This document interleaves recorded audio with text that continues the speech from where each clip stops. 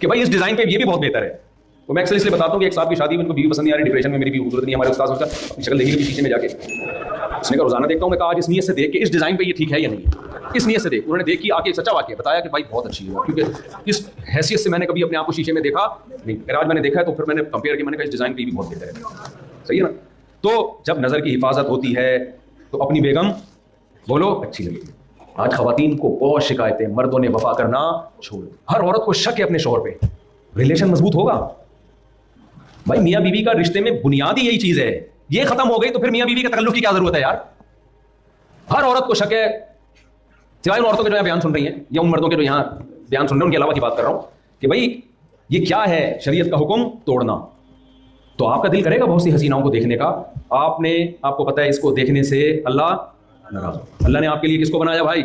अपनी बेटियों के लिए क्या चाहते हो? दामाद तुम्हारी बेटी से मोहब्बत करे या दाएं में जाके मुंह मारे? वो वहां क्यों ये दलील नहीं देते एक्चुअली मैं डिप्रेशन में जाता हूँ, एक्चुअली ये देखें इंसान लाइफ एंजॉय हो जाए, ये सब टोपी ड्रामे अपने लिए क्यों? कभी ऐसा दामाद जो ठरकी हो उसको रिश्ता दोगे अपनी बेटी का? भाई जो अपने लिए पसंद नहीं करते दूसरे के लिए उसको पसंद क्यों करते हो? तो मैं बात को समेट रहा हूँ, ये टॉपिक को ऐसा फजर भी लगा दूंगा नहीं कंप्लीट होगा, समेट रहा हूँ ताकि मैसेज चला जाए ना, फिर आप खुद उसकी तशरीह करते हैं घर बैठ गए। तो दो रिलेशन जब तक मजबूत, अच्छा नहीं बेटा ऐसा नहीं है, हम भी इंसान हैं, ये मेरा तीसरा बयान चल रहा है आज। तो दो रिलेशन जब तक मजबूत नहीं होंगे मेरे भाई उस वक्त तक सुकून नहीं। इंसान को मोहब्बत चाहिए अल्लाह से भी रिलेशन और मखलूक से भी, क्योंकि इंसान इंडिविजुअल नहीं है।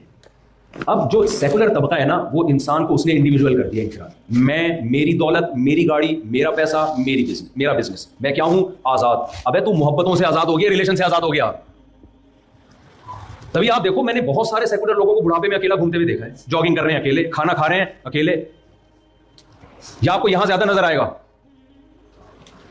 बुढ़ापे में बिल्कुल अकेले, जवानी में भी अकेले होते हैं। पेपर में होता है ये मेरी वाइफ लगती है, रिश्ते में ये मेरे हस्बैंड बस रिश्ते में ही लगते हैं, हकीकत में दोनों एक दूसरे के कुछ भी नहीं लगते। मियां जब तक पैसा खिलाएगा बेगम वेलकम, जब पैसा छोड़ देगा जाओ भाई ऐसी की तैसी। बेगम जब तक खूबसूरत है, चमक धमक है, आपको उसकी तरफ रगबत है, मेरी बेगम है, दूसरी जिंदगी में आ गई बेगम की ऐसी की तैसी। तो भाई ये तो ठरक है, ये रिलेशन थोड़ी है। इट इज कॉल्ड, कराची में ठरक कहते हैं, पता नहीं इंग्लिश में क्या कहते हैं, जो भी कहते हैं अब बाद में समझाना भी, क्या इंग्लिश पढ़ाना शुरू कर दिया। ये रिलेशन थोड़ी है। अब्बा जब तक खर्चा कर रहे हैं ठीक है भाई, अब्बा 18 साल के हुए अब्बा को टाटा करके घर से गायब, मेरी इंडिविजुअल लाइफ है, मैं जो चाहे करूं। और जब अब्बा बूढ़े हो गए उठाया ईडी सेंटर में, उनको कनाडा के ईडी सेंटर में जमा करा दिया आपने। अब गवर्नमेंट पालेगी, बल्कि वो भी गवर्नमेंट भी उनके टैक्स से पाल रही है। अम्मा को दूसरे ओल्ड हाउस में, दोनों एक ओल्ड हाउस में भी नहीं होते। तो भाई साहब ये है अल्लाह से बगावत का अंजाम। आपको पता नहीं है रेंट पे बंदे मिल रहे हैं आजकल, जापान में तो बहुत हो गया कॉमन। ये कितना तरक्की याफ्ता मुल्क है, तन्हाई दूर करने के लिए रेंट पे क्या चाहिए उस साइंसदान को जिसने टोयोटा बनाई, उसको क्या चाहिए तन्हाई दूर करने? टोयोटा उसकी तन्हाई दूर नहीं कर सकती, उसको बंदा चाहिए मोहब्बत के लिए। अब सच्ची मुच्ची का नहीं मिल रहा, रेंट पे बुला रहे हैं कि नकल ही कर ले, सही है ना? वो नकल करता है, 1 घंटे उसको किराया मिलता है, उससे थोड़ा सा बुजुर्ग खुश हो जाता है। हालांकि वो झूठी मुट्ठी की वो अखलाक जो एयर होस्टेस के होते हैं। एयर होस्टेस के अखलाक मेरे भाई ये मोहब्बत की बेस पे नहीं होते, ये ड्यूटी टाइम खत्म और अखलाक। एक आसान मिसाल देके बस बयान खत्म करता हूँ।